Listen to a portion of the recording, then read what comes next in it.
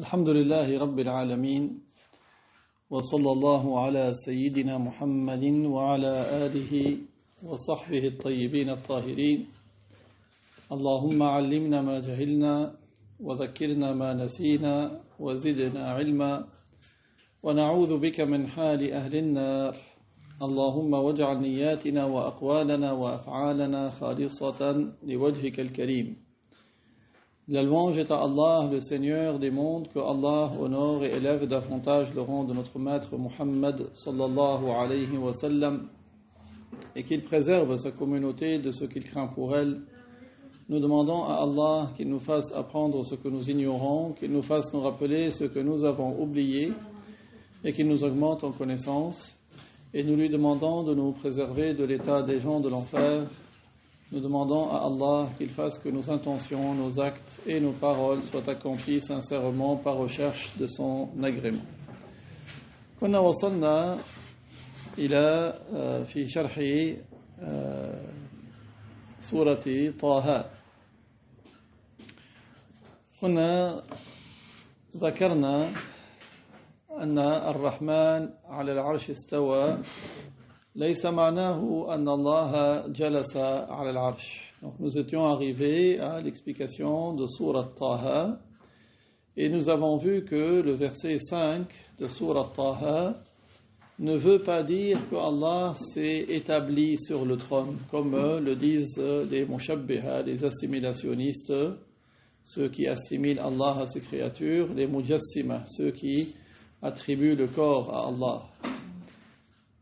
وذكرنا أن الذي يعتقد إن الله جسم ما عرف الله. Et nous avons vu que celui qui a cru que Allah était un corps, il n'a pas connu Allah. C'est quelqu'un qui n'adore pas Allah. Il adore un corps, il adore quelque chose qui est le fruit de son imagination, et ce n'est pas un musulman. وذكرنا بعض أقوال العلماء في هذه الآية. Nous avons cité quelques avis de savants à propos de ce verset. من ذلك لما سئل الإمام أحمد رضي الله عنه عن الاستواء قال استوى كما أخبر لا كما يخطر للبشر. Donc quand l'imam Ahmad c'est-à-dire l'imam Ahmad ibn Hanbal, que Allah l'agrée, quand il a dit, il a été interrogé, qu'est-ce que ça veut dire Ar-Rahmanu ala al-Arsh istawa? Il a dit istawa comme il nous l'a dit, mais pas comme tu peux t'imaginer. Istawa comme il l'a dit, mais pas comme tu peux l'imaginer. C'est-à-dire que ce n'est pas la position assise, parce que si tu imagines, tu vas imaginer la position assise. Donc ça veut dire que ce n'est pas la position assise. وقد ثبت عن الإمام مالك رضي الله عنه بإسناد قوي جيد أنه قال في استواء الله استوى كما وصف نفسه ولا يقال كيف وكيف عنه مرفوع. Il a été authentifié avec une très bonne chaîne de transmission d'après l'imam Malik, que Allah l'agrée. L'imam Malik, que Allah l'agrée, a dit avec une très bonne chaîne de transmission à propos de Ar-Rahmanu ala al-Arsh istawa. Il a dit istawa tout comme il nous l'a appris. Istawa, tout comme il nous l'a appris comme étant un de ses attributs. Allah nous a appris que parmi ses attributs, il y a l'istiwa. Istawa, tout comme il nous l'a appris que c'est un de ses attributs. Et on ne dit pas comment. Au sujet de Dieu, on ne dit pas comment. Et le comment, il en est exempt. Wa kayfu anhu marfu'a. Donc, istawa, comme il nous l'a décrit, on ne dit pas comment, on ne dit pas kaif, et le comment, il en est exempt. ولا يصح عن مالك ولا عن غيره من السلف أنه قال الاستواء معلوم والكيفية مجهولة. Il n'est pas valide, c'est-à-dire du point de vue de la chaîne de transmission. Il n'y a pas de chaîne de transmission et ce n'est pas correct que l'imam Malik ou que quelqu'un d'autre que l'imam Malik ait rapporté du salaf qu'il a dit al-istiwa est connu et le comment est inconnu. Ils n'ont pas dit cela. Ils n'ont pas dit l'istiwa est connu et le comment il est inconnu. Personne n'a dit cette phrase. Ni l'imam Malik, ni d'autres savants du salaf. Parce que quand il dit le comment est inconnu, Qu'est-ce que ça sous-entend? Ça sous-entend qu'il a un comment, mais moi je ne le connais pas. Ça revient à lui attribuer le comment. Et qu'est-ce que ça veut dire? C'est quoi le comment? Le comment, ce sont les caractéristiques des créatures. Le comment, ce sont les caractéristiques des créatures. Donc, il n'est pas valide de l'imam Malik, ni d'aucun autre savant du salaf, qu'il ait dit à propos de l'istiwa est connu et le comment est inconnu. فهذه العبارة لم تثبت من حيث الإسناد عن أحد من السلف. Donc cette phrase, soi-disant le comment serait inconnu, elle n'a pas été authentifiée, ni de l'imam Ahmad, ni d'aucune autre personne du salaf.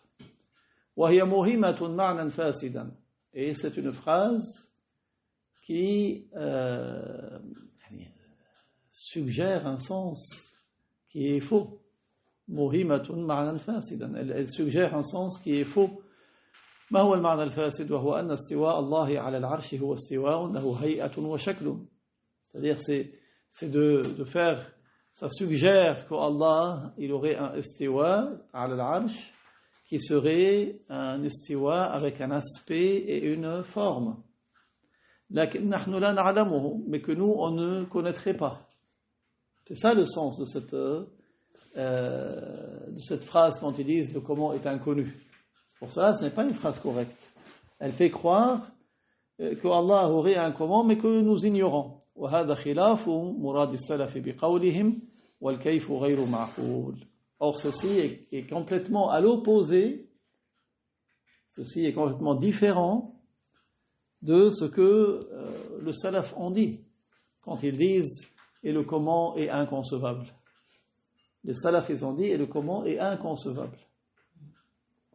C'est ça. Ils n'ont pas dit le comment est inconnu. قال وهذه الكلمة قالها بعض الأشاعرة مع تنزيههم لله عن الجسمية والتحيز في المكان والجهة وهي كثيرة الدوران على ألسنة المشبهة والوهابية لأنهم يعتقدون أن المراد بالاستواء الجلوس والاستقرار أي عند أغلبهم وعند بعضهم المحاذاة فوق العرش من غير مماسة ولا يدرون أن هذا هو الكيف المنفي عن الله عند السلف. Alors, le cheikh il dit cette phrase, le comment est inconnu. Certains ash'arites l'ont dite, mais eux, ils ne comprennent pas que Allah aurait un comment que nous ignorons. Mais eux, ils comprennent que le comment, Allah en est exempt. Certains ash'arites, ils ont dit cette parole, mais eux, ils exemptent Allah de toute attribution du corps, de toute situation dans un endroit, de toute direction. Parce que c'est ça la croyance correcte, c'est qu'Allah, il existe sans endroit et sans direction, et sans comment. Mais cette phrase, beaucoup de gens la disent parmi les mushabbiha et les wahhabites. Ceux qui assimilent Allah à ses créatures, ils disent cette phrase, al-istiwa est connu et le comment est inconnu. Pourquoi eux ils la disent? Parce qu'ils ont pour croyance que ce qui est visé par l'istiwa, c'est la position assise. Les wahhabites, les mushabbiha, ils croient qu'Allah est assis, ils croient qu'Allah il est établi, chez la plupart d'entre eux. Et chez certains d'entre eux, ces assimilationnistes, ils croient qu'Allah il est au-dessus du trône, mais sans être collé au trône. C'est comme s'il flotte au-dessus. C'est ça leur croyance. La plupart ils disent qu'il est assis, il est collé, et certains d'entre eux ils disent non, il n'est pas collé, il est au-dessus mais il n'est pas collé. Mais c'est ça que les savants du salaf ont nié au sujet de Dieu. Ils ont dit, on ne dit pas qu'Allah il est au-dessus, on ne dit pas qu'Allah il est assis, on ne dit pas qu'Allah il est établi, parce que celui qui est assis, qui est établi, qui est au-dessus, c'est quoi? C'est un corps. Regardez, mon téléphone il est au-dessus de la table. Là aussi, mon téléphone, il est au-dessus de la table. Ça, c'est un comment. Et les savants, ils ont nié le comment au sujet de Dieu. Ils ont dit, Allah, il est sans comment. قال ولا يغتر بوجود هذه العبارة في كتاب إحياء علوم الدين ونحوه ولا يريد المؤلفه الغزالي ما تفهمه المشبهة لأنه مصرح في كتبه بأن الله منزه عن الجسمية والتحيز في المكان وعن الحد والمقدار. لأن الحد والمقدار من صفات المخلوق. Donc, aussi, le cheikh, il attire l'attention et dit, ne vous laissez pas méprendre par le fait que cette expression figure dans le livre Ihya Ulum al-Din. Ne vous soyez pas induit en erreur parce que cette phrase, le comment est inconnu, figure dans le livre Ihya Ulum al-Din. Parce que l'auteur de ce livre, Al-Ghazali, il ne vise pas le sens que les mushabbiha visent. Les mushabbiha, ils visent qu'Allah, il aurait un comment, mais qu'on ne connaît pas. Parce que Al-Ghazali, lui, il déclare explicitement dans son livre qu'Allah, il est exempt du corps et d'être situé dans un endroit. Allah est exempt du corps et il est exempt d'être situé dans un endroit. Il est exempt de la limite et de la quantité. Il est exempt de la limite et de la quantité. Parce que la limite et la quantité font partie des caractéristiques des créatures. La limite et la quantité font partie des caractéristiques des créatures. قال الله تعالى وكل شيء عنده بمقدار. Dans Sourate Ar-Ra'd, verset numéro 8, Allah dit toute chose qu'il a créée a une quantité. Mais lui, il est exempt de la quantité.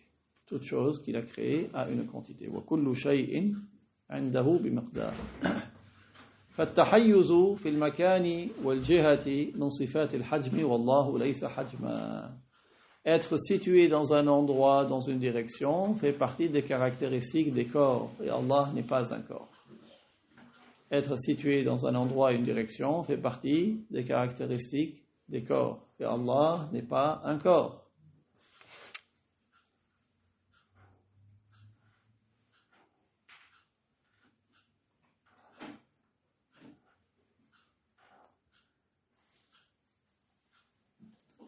الوهابية تقصد بهذه الكلمة وما شبهها ما يشابهها ما يناسب معتقدها من أن الله حجم له حيز. Donc les wahhabites, quand ils s'attachent à cette expression, des expressions semblables, eux, leur croyance, ça correspond à leur croyance. Ils en comprennent un sens qui correspond à leur croyance. C'est-à-dire qu'Allah serait un corps, qu'il serait situé dans un endroit.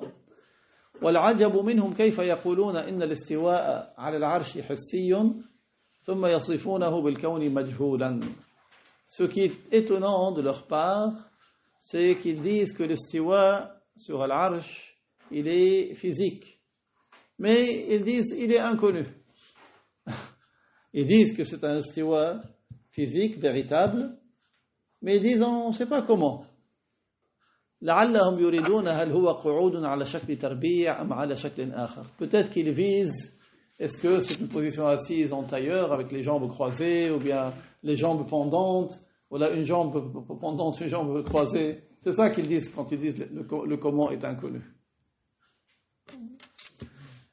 فإن قيل لماذا قال الله تعالى بأنه استوى على العرش على حسب تفسيركم بمعنى قهر وهو قاهر كل شيء. Nous, qu'est-ce que nous avons dit? Nous avons dit Ar-Rahmanu ala al-arsh istawa. Ça veut dire quoi? Ça veut dire Ar-Rahman, Allah, qahar al-arsh, il a dominé le trône. Allah, il domine le trône. Donc si quelqu'un il nous dit, mais alors pourquoi Allah il nous dit, selon vous, qu'il domine le trône, alors qu'on sait qu'il domine toute chose? Si quelqu'un nous pose la question, pourquoi est-ce que vous expliquez ce verset Ar-Rahmanu ala al-arsh istawa, dans le sens de Allah, il domine le trône par sa toute puissance, alors qu'on sait que Allah, il domine toute chose. Pourquoi vous expliquez comme ça? S'ils nous disent ça, qu'est-ce qu'on répond? On leur répond, mais Allah, il dit aussi wa huwa rabbul arsh al-azim. Wa huwa rabbul arsh al-azim, dans Sourate At-Tawbah, verset 129, il est le Seigneur du trône éminent, alors qu'il est le Seigneur de toutes choses. Vous voyez? Dans ce verset, Allah nous apprend qu'il est le Seigneur du trône éminent, alors qu'on sait qu'il est le Seigneur de toutes choses. كما قال الشاعر قد استوى بشر على العراق من غير سيف ودم مهراق. Tout comme le poète a dit قد استوى بشر على العراق من غير سيف ودم مهراق. Ce vers de poésie est très important parce qu'il donne un usage du mot, du verbe istawa, qui n'est pas le sens de la position assise. Qad istawa bishrun على العراق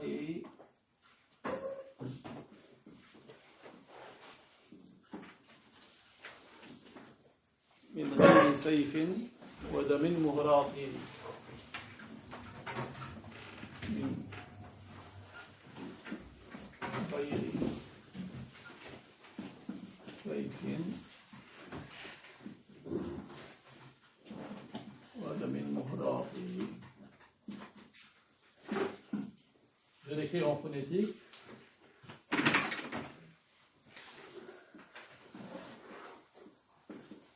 قد استوى بشر على العراق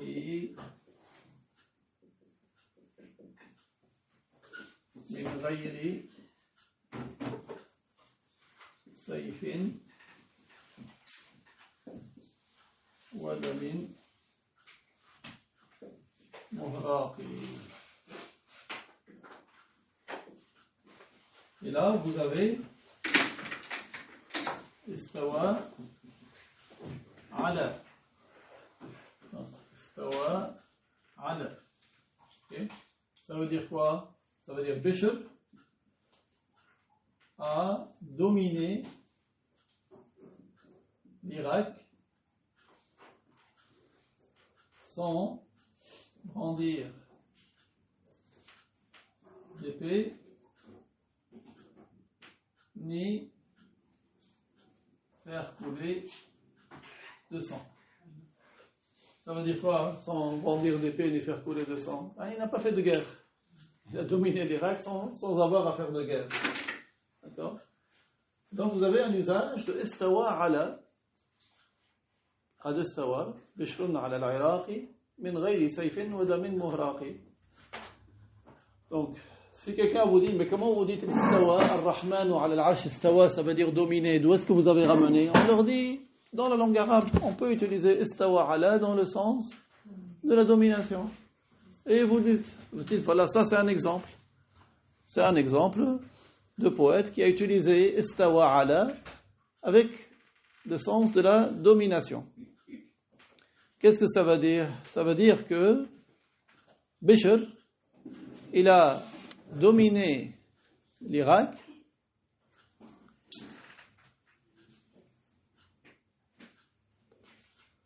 et il a eu le pouvoir sur l'Irak sans engager de guerre, sans effusion de sang. المعنى أنه سيطر على العراق وملكها من غير حرب وإراقة دماء. قال وفائدة تخصيص العرش بالذكر أنه أعظم مخلوقات الله تعالى حجما. Alors si quelqu'un nous dit mais pourquoi le trône en particulier? Et on sait que Allah il domine toutes choses. Pourquoi la mention du trône? Eh bien l'intérêt c'est que le trône c'est la plus grande des créatures par les dimensions.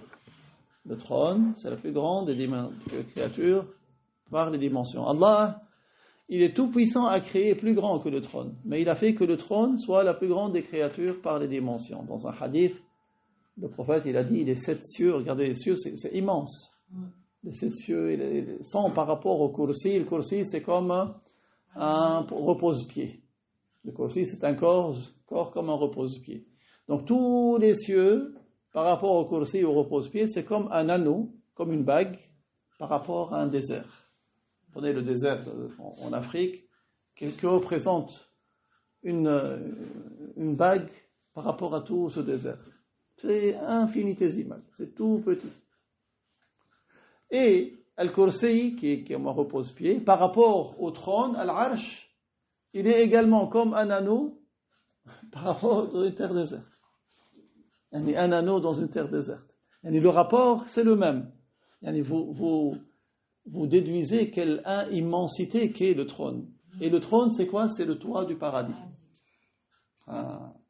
Donc, quel est l'intérêt de nous apprendre que Allah il domine le trône? Parce que comme le trône, c'est la plus immense des créatures, comme Allah nous apprend qu'il domine le trône, ça veut dire qu'il domine tout ce qui est plus petit que le trône. Du fait qu'il domine le trône, nous déduisons qu'il domine tout ce qui est plus petit que le trône. Comme la plus grande, elle est dominée par Dieu, à plus forte raison, celles qui sont plus petites sont dominées par Dieu. Si quelqu'un, par exemple, il gagne, il est le plus fort du quartier. Quelqu'un, il est plus fort que le plus fort du quartier. Si quelqu'un il est plus faible que le plus fort du quartier, celui qui a gagné le plus fort, il gagne. Celui qui est plus faible. Comme ils disent qui peut le plus, peut le moins. Allah, il domine le trône. Ça veut dire quoi, il domine? Il est sous sa puissance. Allah, il domine le trône, c'est-à-dire que le trône, il est sous la puissance de Dieu. Si ce n'était la toute-puissance de Dieu, le trône serait tombé et aurait écrasé tout ce qui est en dessous, les cieux, la terre, nous, alors que tout ce qui est en dessous est beaucoup plus petit. D'accord? Donc c'est ça le sens de dominer. Dominer, c'est-à-dire qu'il est sous sa puissance. Donc comme le trône, il est sous la puissance de Dieu, tout ce qui est plus petit que le trône, il est également sous la puissance de Dieu, à plus forte raison. قال الإمام علي رضي الله عنه إن الله تعالى خلق العرش إظهارا لقدرته ولم يتخذه مكانا لذاته. Ça, cette phrase, elle est très importante. On va l'écrire. إن الله تعالى خلق العرش إظهارا لقدرته. قال الإمام علي رضي الله عنه وكرم الله وجهه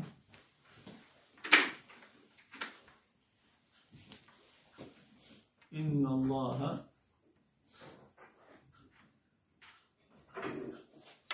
خلق العرش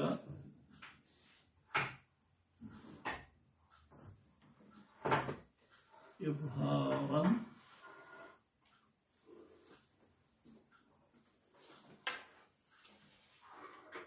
بقدرته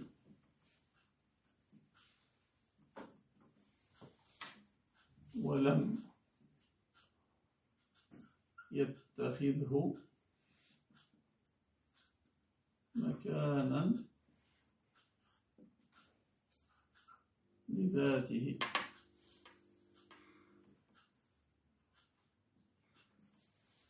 Alors je l'écris en phonétique également.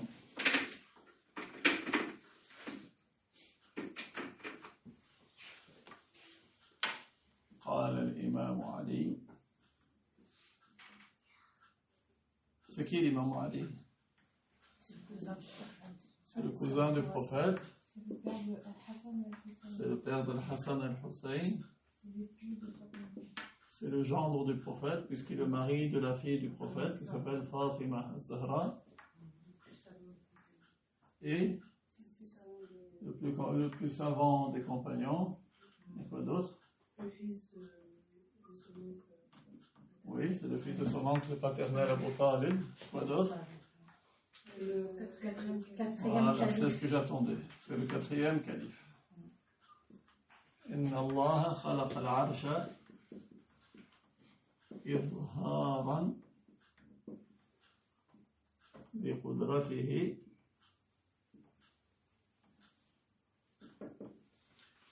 ولم يتخذه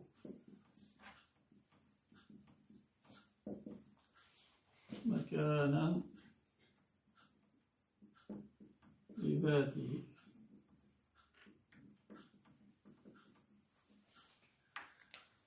Qui signifie,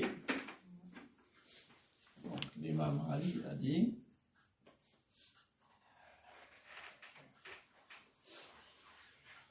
donc quand on dit que l'imam Ali a dit, ce n'est pas n'importe qui. Certes, Allah a créé le trône c'est Al-Arsh, qui est le toit du paradis, par manifestation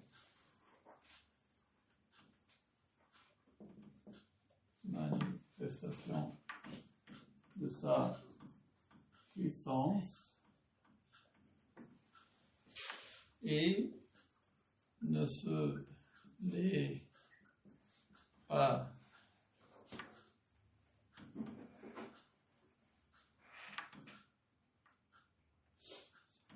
Ne se l'a pas pris.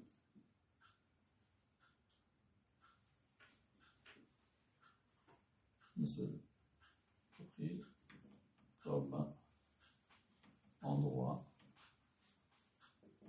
pour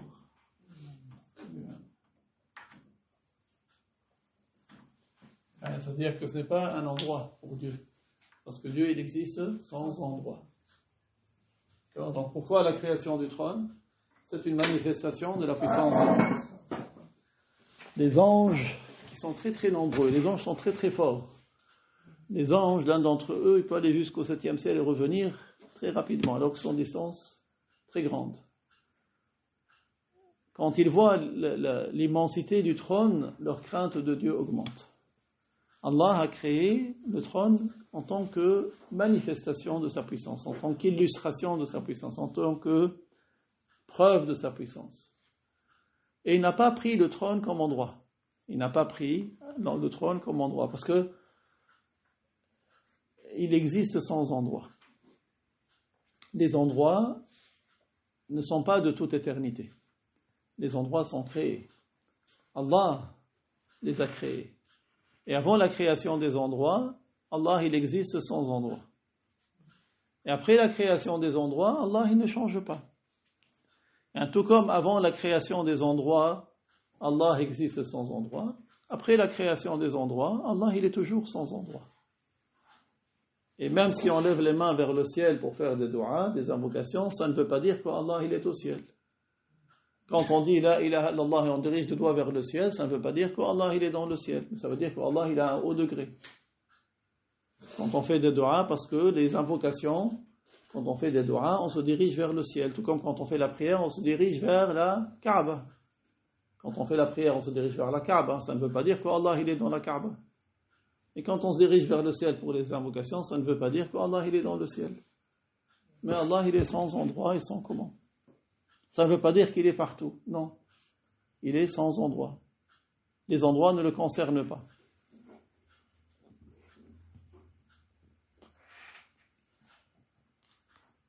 Alors, qui a rapporté cette parole de l'imam Ali? C'est l'imam al-Muhaddith al-Faqih al-Lughawi Abu Mansour al-Tamimi fi kitabihi at-Tabsirah. C'est l'imam, le Muhaddith, le Faqih, le Lughawi, spécialiste de la langue, Abu Mansour al-Tamimi, dans son livre at-Tabsirah. التبصرة قال إذا قلنا الله تعالى قهر العرش معناه قهر كل شيء. Donc lorsque nous disons que Allah domine le trône, ça veut dire que Allah il domine toutes choses. وإنما خص العرش بالذكر لأنه أعظم المخلوقات حجما. Donc pourquoi le trône a été cité en particulier dans le verset 5 de Sourate Taha que nous sommes en train d'expliquer? C'est parce que le trône c'est la plus grande des créatures par les dimensions. وَالْعَرْشُ مَحْدُودٌ لَا يَعْلَمُ حَدَّهُ إِلَّا اللَّهُ. Le trône a des dimensions, il a une quantité, il a une limite, mais seul Allah sait cette limite. Seul Allah sait cette limite. وبئس معتقد ابن تيمية فإنه قال الله محدود لكن لا يعلم حده إلا هو. Et il y a un égaré que les wahhabites aiment beaucoup qui s'appelle Ibn Taymiyyah. C'est une très mauvaise croyance qu'il a. Il dit que Allah il a une limite mais que seul lui sait. Nous on ignore sa limite. فيقال لمن يقول قوله هذا قد قلت الله محدود لكن لا يعلم حده إلا هو فقد شبهته بالعرش لأن العرش محدود ولا يعلم حده إلا هو فماذا يفيد قولكم في الله إن له حدا لكن لا يعلم حده إلا هو. Donc quand ils disent Allah il a une limite mais que seul lui sait, ils auront comparé Allah au trône. On leur dit, quand vous dites qu'Allah a une limite que lui seul sait, on leur dit, vous aurez assimilé Allah au trône.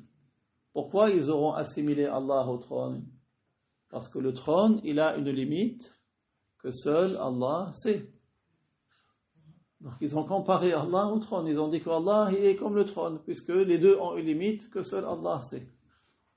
Et ça, c'est une mécréance. Allah, il n'a pas de ressemblance avec ses créatures. فإن قيل كيف تقولون خلقه إظهارا لقدرته ونحن لا نراه. Donc si quelqu'un nous dit, mais comment vous dites qu'Allah il a créé le trône en tant que manifestation de sa puissance, alors que nous, on ne le voit pas. نقول الملائكة الحافون حوله يرونه والملائكة لما ينظرون إلى عظم العرش يزدادون خوفا ويزدادون علما بكمال قدرة الله لهذا خلق الله العرش. On leur répond, les anges qui sont tout autour du trône. Les anges qui sont tout autour du trône. Ils tournent autour du trône. Ils voient le trône. Quand eux voient l'immensité du trône, ils augmentent en crainte révérentielle de Dieu. Quand ils voient l'immensité du trône, leur crainte de Dieu, c'est une crainte de révérence. Qu'est-ce que ça veut dire une crainte de révérence, une crainte de respect, une crainte de glorification? C'est ça le sens d'une crainte révérentielle. Leur crainte de respect, leur crainte de glorification de Dieu augmente. Et ils augmentent également en certitude en la parfaite toute-puissance de Dieu. Ils augmentent en certitude en la parfaite toute-puissance de Dieu. C'est pour cela qu'Allah a créé le trône. وقوله هذا القول كما قلنا رواه أبو منصور البغدادي أو يقال استوى استواء يعلمه هو مع تنزيهه عن استواء المخلوقين كالجلوس والاستقرار. Une autre manière d'expliquer ce verset 5 de Sourate Taha, regardez combien de temps on est resté sur ce verset 5 de Sourate Taha, parce qu'il y a le mot istawa. Eh bien, on peut dire également Allah istawa ala al-arsh, on utilise la même phrase qu'il y a en arabe, d'un istiwa qui est digne de lui. On utilise le terme exactement le même qui est dans la langue arabe et on dit dans le sens qui est digne de lui. Tout en exemptant Allah de l'istiwa des créatures. Parce que les créatures, ça veut dire quoi leur istiwa? Ça peut être la position assise, l'installation, l'établissement. Donc on dit qu'Allah, ça ne le concerne pas. Quand on dit il est exempt, ça veut dire que ça ne le concerne pas. C'est ça le sens de exempt. Exempt, c'est-à-dire il n'est pas qualifié par cela. C'est ça le sens de exempt. Donc on dit il a un istiwa propre à lui, mais ce n'est pas celui des créatures. C'est quoi le istiwa des créatures? C'est la position assise, c'est l'établissement, c'est l'installation. Allah, il n'est pas concerné par cela. Allah n'est pas concerné par cela. من شاء يقول استوى استواء يليق به من غير أن يفسره بالقهر أو نحوه فيكون أول تأويلا إجماليا. Donc si quelqu'un il dit Allah istawa استواء يليق به. Allah istawa. Allah istawa. La istiwa digne de lui. Cette manière de procéder signifie, ça s'appelle une interprétation globale. Ta'wil ijmali. Ta'wil ijmali. Interprétation globale.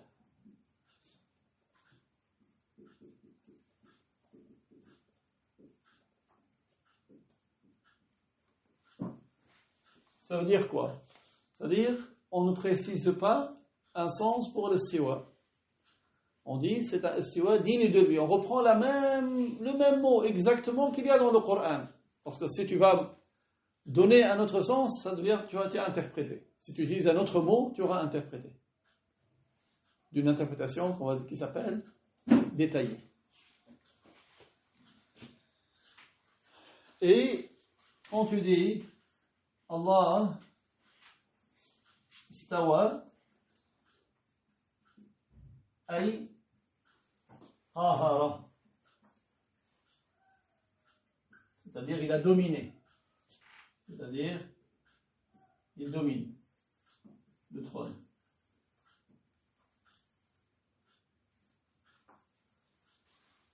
Eh bien, cette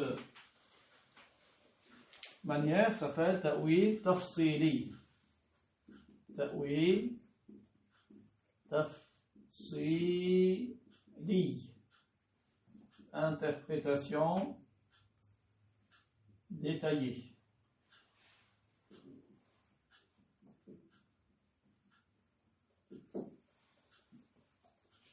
Pourquoi détaillée? Combien de sens le mot istawa il a dans la langue arabe? On a dit 15. On a pris un parmi les 15 et on a dit c'est ça le sens. Donc c'est une interprétation détaillée. D'accord? On a éliminé les sens qui ne sont pas dignes de Dieu et parmi les sens restants, on a pris un de ces sens-là. On n'a pas la certitude que c'est ça ce que Dieu vise. Mais c'est un sens qui est valide. Il n'y a pas de péché à le dire. Parce que il n'y a pas que ce sens-là qui est digne de Dieu. Il y a d'autres sens qui sont dignes de Dieu, autres que l'établissement, que l'installation, que la position assise. Mais on a une forte présomption. On présume fortement que ça veut dire qahara, dominer. Sans être catégorique. C'est pour cela que ça s'appelle une interprétation détaillée, parce qu'on a détaillé parmi les sens possibles. قال واعلم أنه يجب الحذر من هؤلاء الذين يجيزون على الله القعود على العرش والاستقرار عليه مفسرين لقوله تعالى الرحمن على العرش استوى بالجلوس والمحاذاة من فوق. Donc sachez qu'il est un devoir. C'est un devoir. Yani, ça veut dire quoi quand on dit c'est un devoir? Un devoir, yani, c'est-à-dire c'est une obligation, ça veut dire on a des récompenses à le faire. Et si on ne le fait pas, on mérite d'être puni. C'est une obligation. C'est un devoir de mettre en garde contre ceux qui rendent possible pour Dieu la position assise sur le trône. C'est un devoir de mettre en garde contre ceux qui rendent possible pour Dieu la position assise ou l'établissement ou l'installation sur le trône.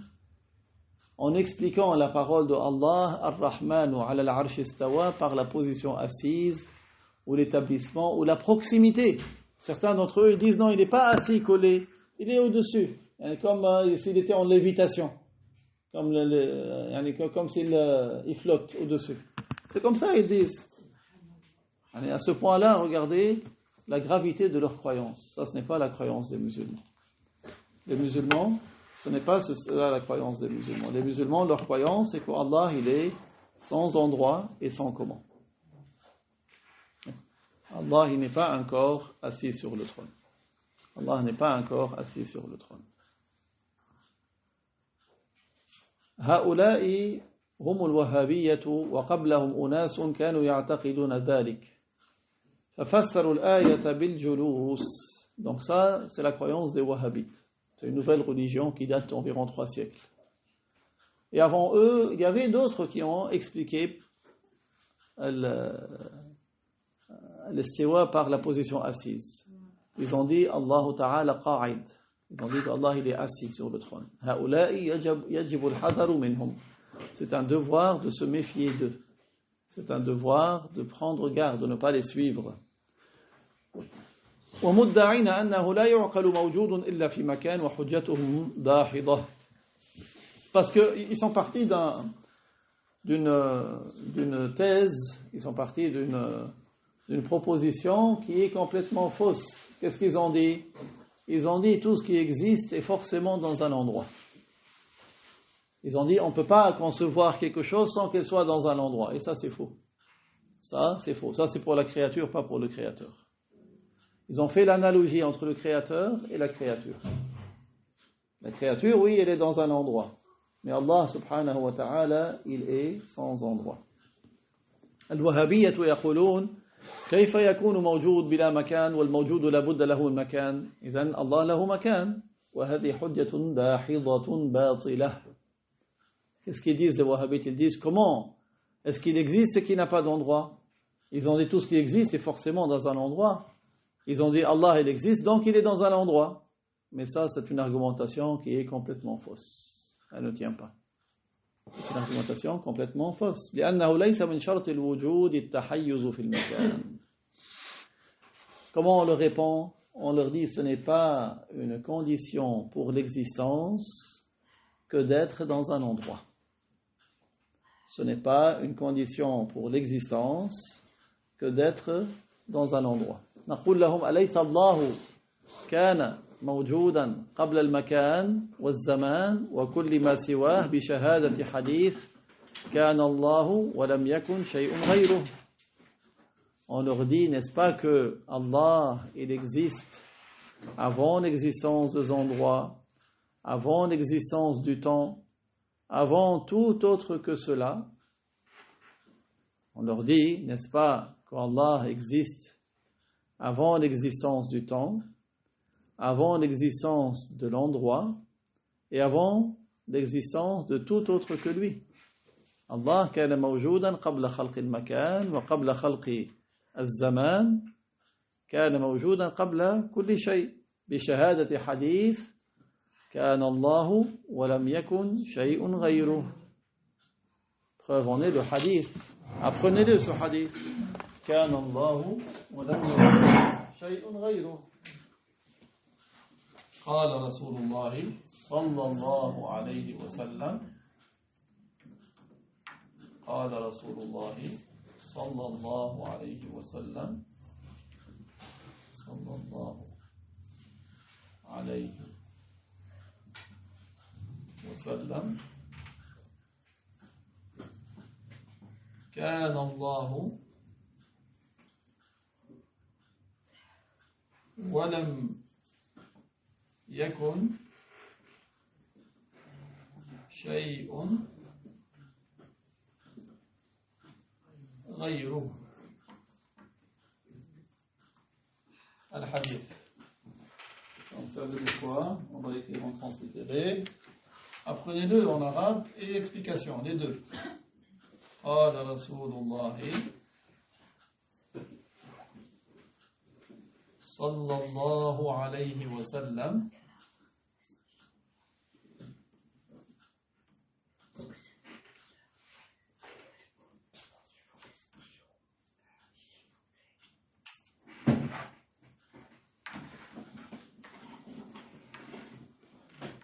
كان الله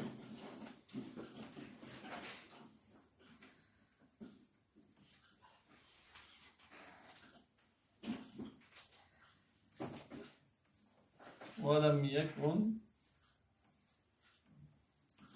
شيء غيره.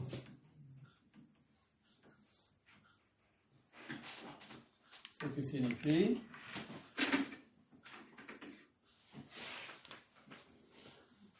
le messager d'Allah,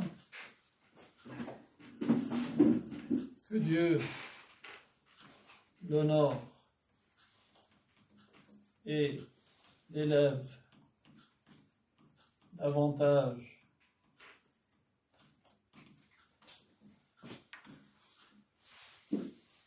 en degré, a dit,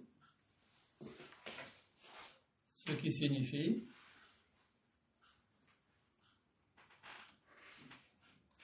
Allah est de toute éternité. Qu'est-ce que ça veut dire de toute éternité? Il y a son début à son existence. Et rien d'autre que lui n'est, c'est-à-dire de toute éternité.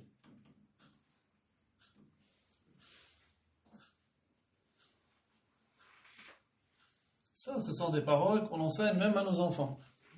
Si tu aimes quelqu'un, ton voisin, ton cousin, ton ami, tu lui enseignes cela. Allah est de toute éternité, et rien d'autre que lui n'est de toute éternité. كان الله ولم يكن شيء غيره. À quelle occasion le prophète il a dit cela? Quand il y avait un groupe de gens qui étaient venus du Yémen. C'était des gens qui étaient venus interroger le prophète. Ils lui ont dit, on a fait le voyage pour que tu nous enseignes notre religion.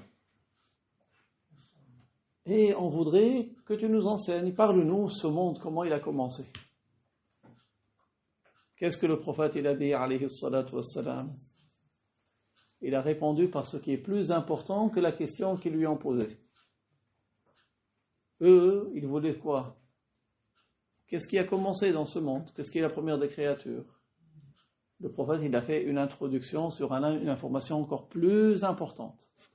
Il a dit كَانَ اللَّهُ وَلَمْ يَكُنْ شَيْءٌ غَيْرُهُ. Allah est de toute éternité, et rien d'autre que lui n'est de toute éternité. Et avant l'existence de ce monde, seul Allah existe. فالمكان غير الله والجهات والحجم غير الله فإذا صح وجوده تعالى شرعا وعقلا قبل المكان والجهات بلا مكان ولا جهة. Donc quand le prophète il a dit rien d'autre que lui n'est de toute éternité. Les endroits, c'est autre que Allah. Les directions, c'est autre que Allah. Le temps, c'est autre que Allah. Donc tout cela n'est pas de toute éternité.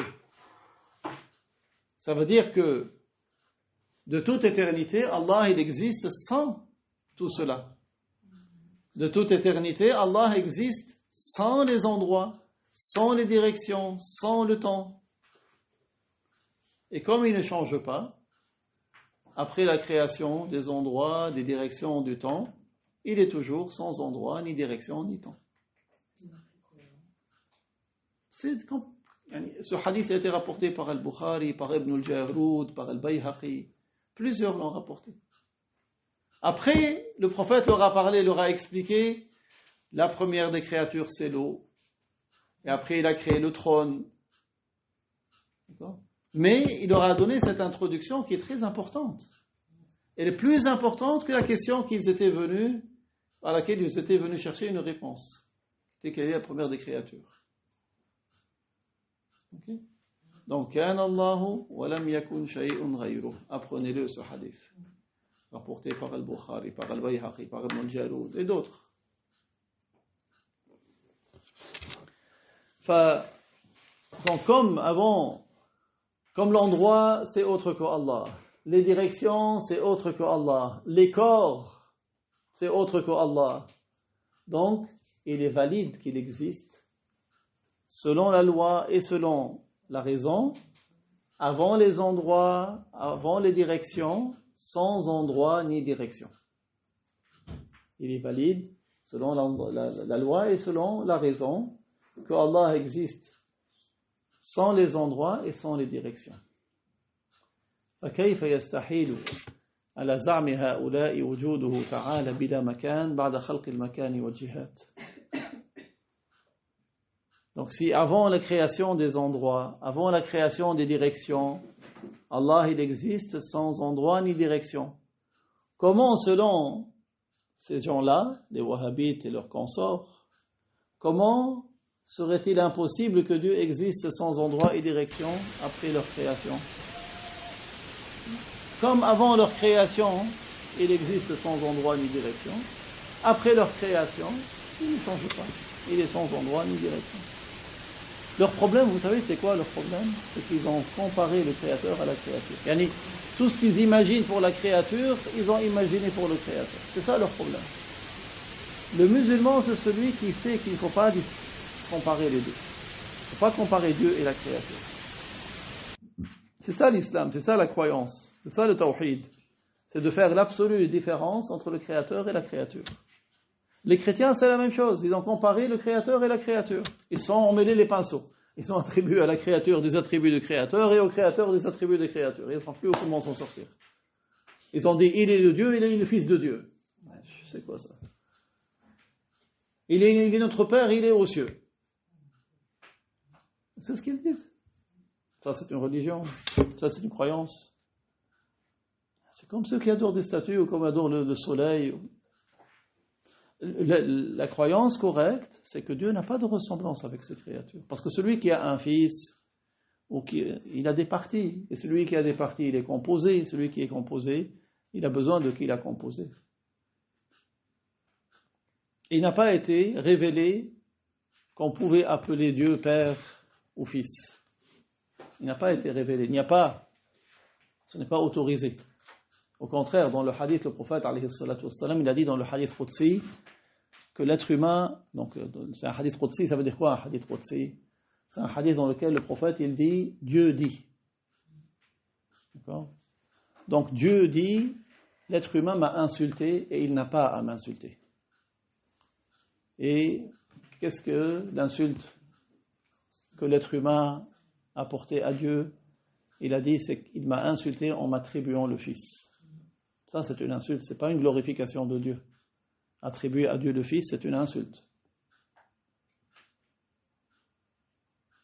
Il y avait un savant qui était très fort, qui était demandé à un débat avec des chrétiens. Quand il est arrivé chez eux, comme eux c'était des prêtres, donc ils ne se mariaient pas. Lui, exprès, il leur a dit, comment ça va, comment va la famille, les enfants? Il a dit exprès. Ils lui ont dit, tu sais pas, nous on se marie pas, nous on est exempts de cela. Il leur a dit, vous êtes surprenant. Vous exemptez d'avoir une compagne et un enfant, et vous n'exemptez pas Dieu d'avoir une compagne et un enfant.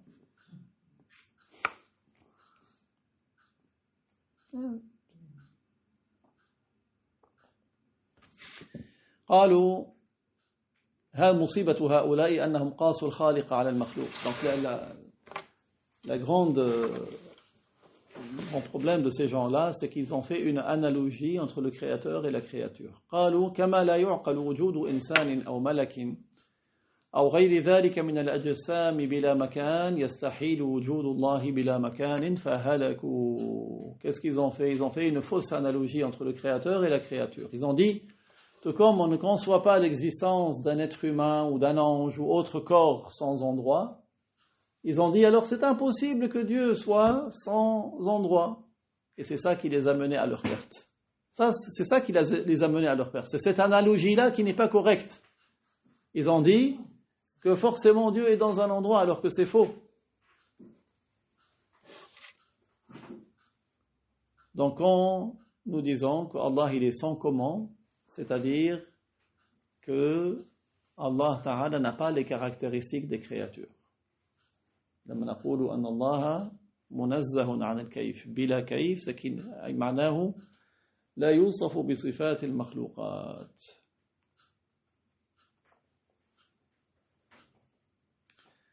Le verset numéro 6 de Surah Taha, له ما في السماوات وما في الأرض خبر ومبتدأ ومعطوف وما بينهما أي ذلك كله ملكه وما تحت الثرى ما تحت سبع الأراضين أو هو الصخرة التي تحت الأرض السابعة. Donc le verset 6, à lui, tout ce qu'il y a dans les cieux et sur terre. À lui, tout ce qu'il y a dans les cieux et sur terre, et ce qu'il y a entre eux, et ce qu'il y est sous terre. Qu'est-ce que ça veut dire qu'à lui, tout ce qui est dans les cieux et sur terre, et ce qu'il y a entre eux, et ce qu'il y a sous terre, c'est-à-dire tout cela appartient à Dieu. Tout cela appartient à Dieu.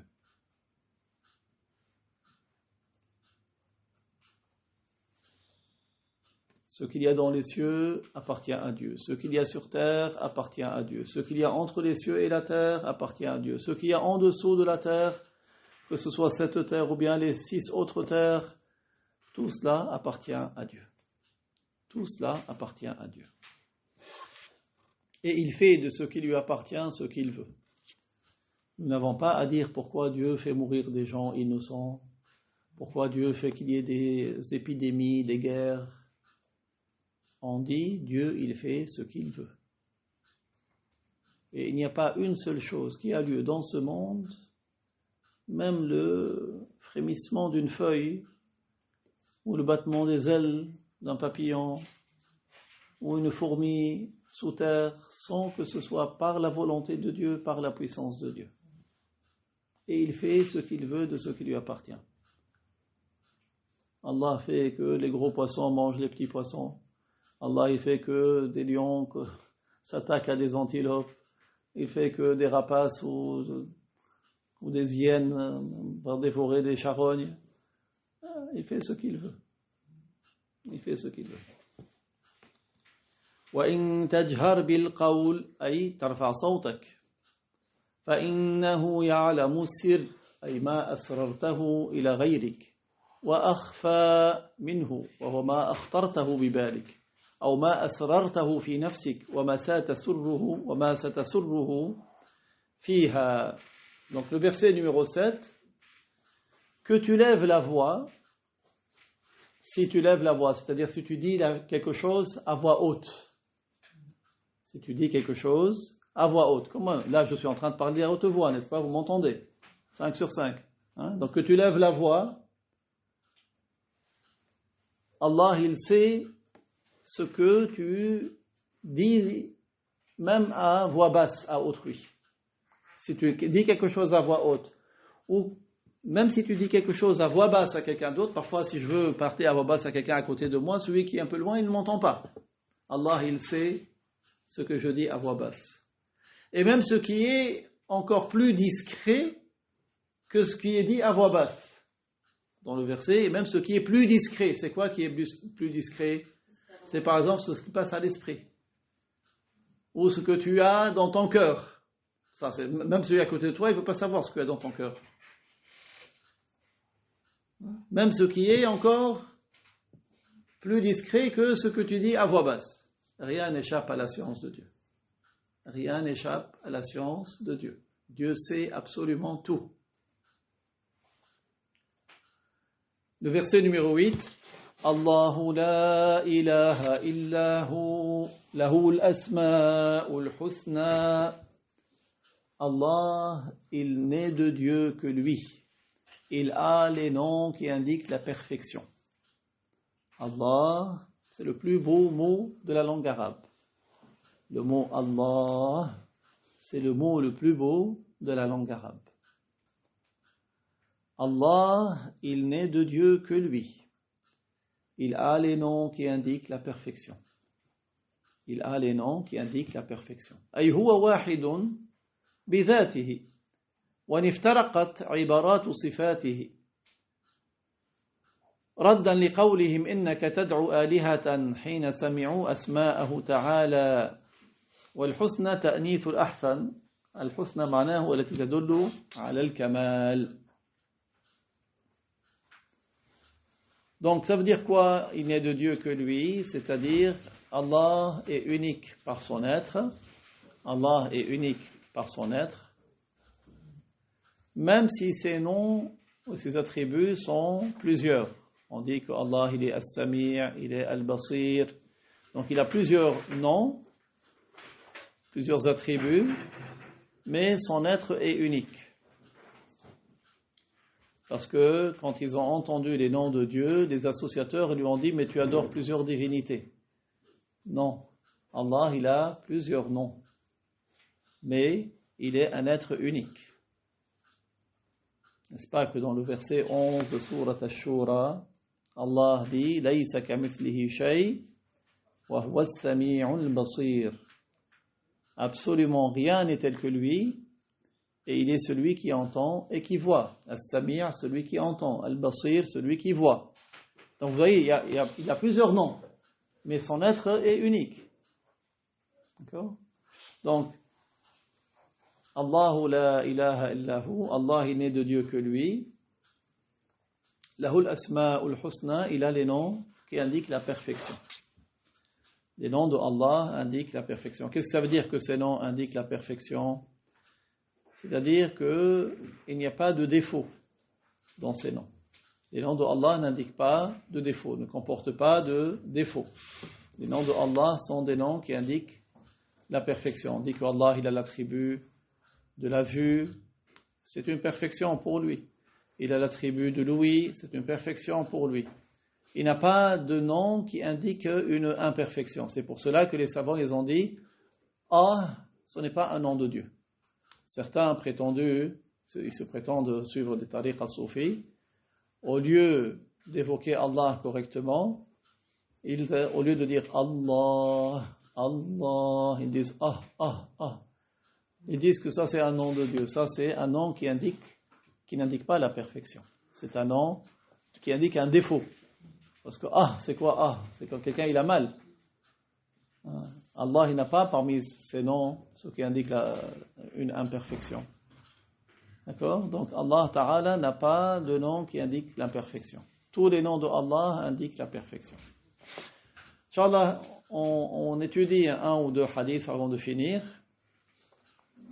قال التاسع عن أبي سعيد الحسن البصري أن عائذ بن عمرو رضي الله عنه دخل على عبيد الله بن زياد فقال أي بني إني سمعت رسول الله صلى الله عليه وسلم يقول إن شر الرعاء الحطمة إن شر الرعاء الحطمة الحطمة هو العنيف في رعيته لا يرفق بها في سوقها ومرعاها بل يحطمها في ذلك وفي سقياها وغيره ويزحم بعضها ببعض بحيث يؤذيها ويحطمها إن شر الرعاء الحطمة فإياك أن تكون منهم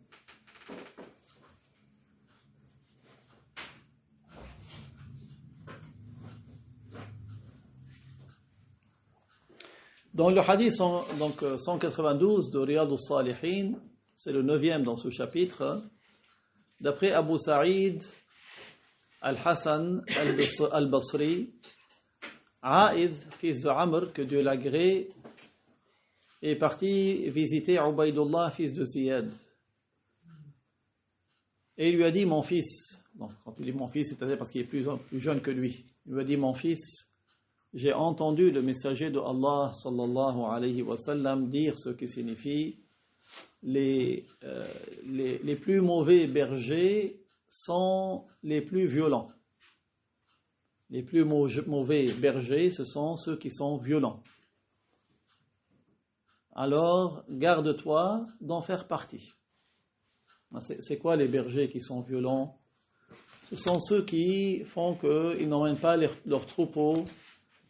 Il n'est pas doux avec son troupeau quand il les emmène au pâturage, mais il les détruit pour qu'ils les emmènent, pour qu'ils boivent, il les fait se bousculer les uns les autres, de sorte que ils se nuisent les uns aux autres.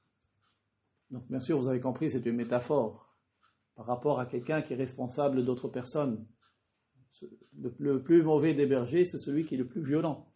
C'est-à-dire que, en fait, il était en train de le conseiller pour qu'il soit doux avec les gens qu'il gère. Comme ils disent, une main de fer dans un gant de velours. Gérer, ça ne veut pas dire laisser n'importe qui faire n'importe quoi, mais une fermeté qu'avec douceur. Et ça, c'est un art. Ce n'est pas donné à n'importe qui. De savoir d'oser.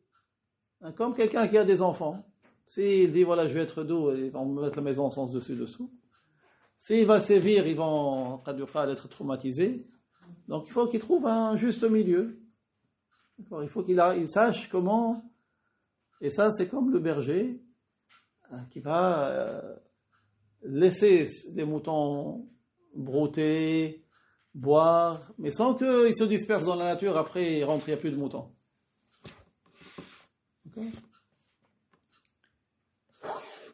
فقال اجلس فإنما أنت من نخالة أصحاب محمد صلى الله عليه وسلم. Alors, donc cet homme, il n'a pas accepté, c'est un gouverneur, il n'a pas accepté que le compagnon lui donne ce conseil. Parce que c'est un gouverneur, il était là pour lui donner un conseil. Alors il lui a dit, assieds-toi, tu n'es que de la... Il lui a dit, c'est comme, vous savez, le blé, qu'est-ce qu'on en fait? Après avoir fait la moisson, on va enlever, on va faire en sorte qu'il s'expose au soleil pour enlever la peau extérieure, sauf ce qu'ils appellent le blé complet. Mais généralement, on enlève la peau pour garder juste la graine. Il lui a dit, toi, tu fais partie de l'écorce de la graine des compagnons du prophète. Tu fais partie, pas des grands compagnons, des compagnons des plus bas niveaux. فقال وهل كانت لهم نخالة إنما كانت النخالة بعدهم وفي غيرهم. Alors qu'est-ce qu'il lui a répliqué? Il lui a dit, est-ce que tu prétends que les compagnons du prophète, ils avaient certains d'entre eux qui avaient l'équivalence de l'écorce de la graine? Non, il a dit, l'équivalent de l'écorce de la graine, c'est ceux qui sont venus après les compagnons. Oui, c'est important. Vous voyez comment quand quelqu'un il étudie le hadith en arabe, ça lui ouvre l'esprit. Regardez comment les belles images, les métaphores et l'enrichissement du vocabulaire. C'est pour ça que je vous invite vraiment à étudier la langue arabe, à apprendre à maîtriser la langue arabe. Elle vous ouvre des voies magnifiques. Donc là, c'est une tentative pour vous faire un peu goûter la beauté de ce que le prophète a dit, de ce que les compagnons du prophète ont dit, mais autant s'abreuver à la source. C'est encore plus joli et plus efficace. Le hadith suivant. Al-Ashiru qala an Hudhayfata radiyallahu anhu an al-Nabi sallallahu alayhi wa sallam qala walladhi nafsi biyadihi lata'murunna bil ma'ruf ولتنهون عن المنكر أو ليوشكن الله أن يبعث عليكم عقابا منه ثم تدعونه فلا يستجاب لكم رواه الترمذي وقال حديث حسن. Donc le hadith 193, toujours rappelez-vous, on est dans quel chapitre? Le chapitre d'ordonner le bien et d'interdire le mal. Donc c'est le 10e hadith de ce chapitre.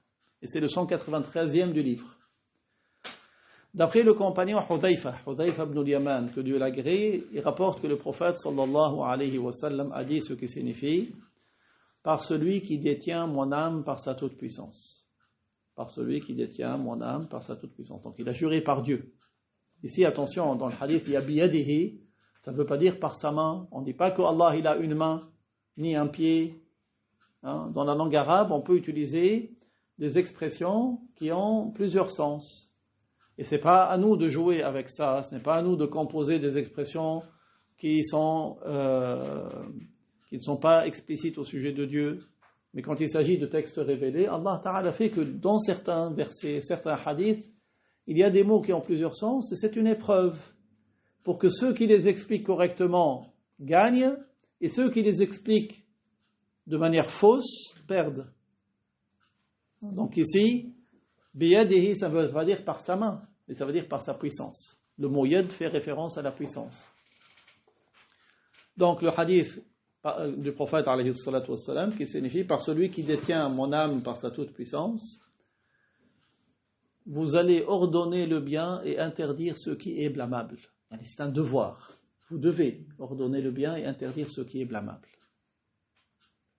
Par celui qui détient mon âme par sa toute puissance, vous devez ordonner le bien et interdire ce qui est blâmable. Car sinon, ça veut dire quoi sinon? Si vous ne le faites pas. Comme c'est devenu aujourd'hui les gens ils te disent ouais, je suis libre. Ou les gens ils sont libres. Si c'était une liberté, pourquoi Dieu aurait envoyé des prophètes? Dieu a envoyé des prophètes justement pour pas que chacun se mette à dire ce qu'il veut, à croire ce qu'il veut, mais pour nous ordonner et nous indiquer qu'est-ce que nous pouvons dire, qu'est-ce que nous ne pouvons pas dire, qu'est-ce que nous pouvons croire, qu'est-ce que nous ne pouvons pas croire, pour nous enseigner. Parfois tu rentres dans une ville, même si tu vas chez quelqu'un, il te met des règles, il te dit voilà, tu t'assieds pas sur le canapé, ça c'est la place de mon père. Et tu peux aller à la salle de bain. Donc il te donne des règles.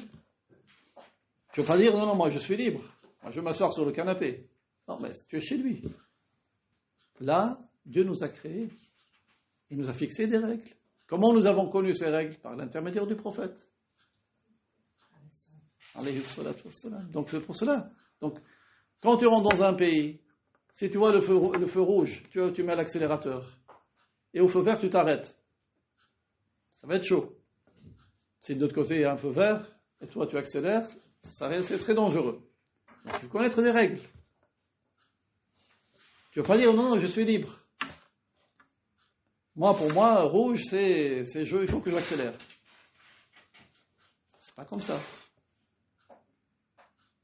Donc, il y a des règles, et Allah nous a envoyé des prophètes pour nous fixer ces règles et à nous de les apprendre. Donc, qu'est-ce qui risque d'arriver si on n'ordonne pas le bien, n'interdit pas le mal?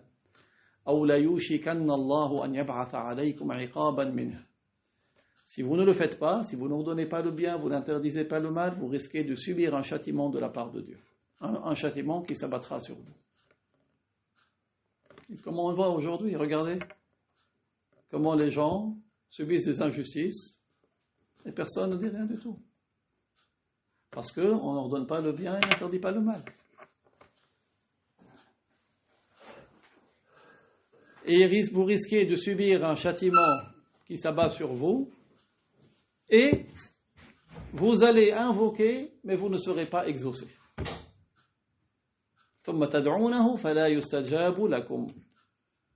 allez invoquer, et vous ne serez pas exaucé. La personne dit, pourquoi Dieu ne nous exauce pas?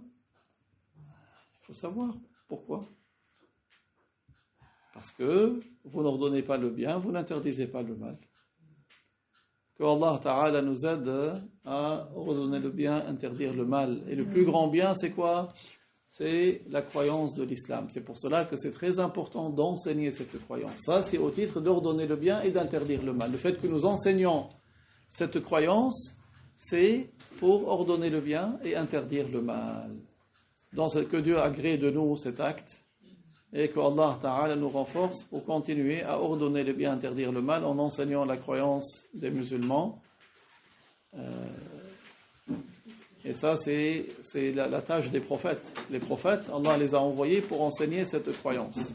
Allah a envoyé les prophètes pour enseigner cette croyance, la croyance qui n'est de Dieu que Dieu, et que Muhammad est le messager de Dieu. Et Allah Ta'ala, c'est plus que tout autre. Wallahu ta'ala a'lam wa ahkam wa barakallahu fiikum.